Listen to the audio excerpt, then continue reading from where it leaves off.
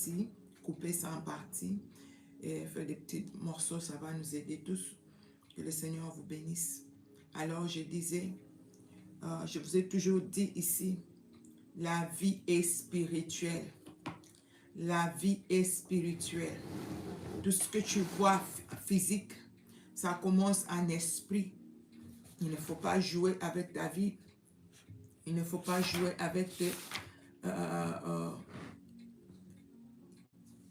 Une fois, j'ai eu à partager l'histoire de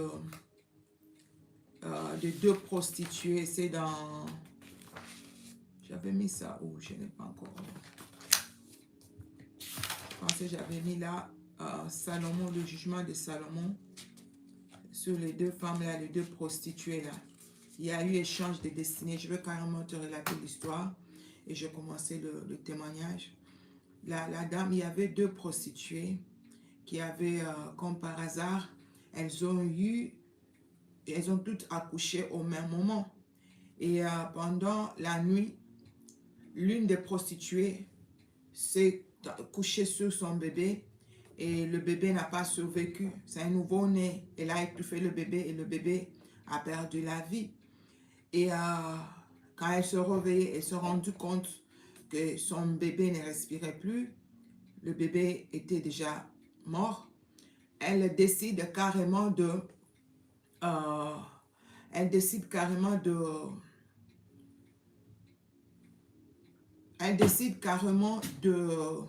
de changer de bébé, de prendre le bébé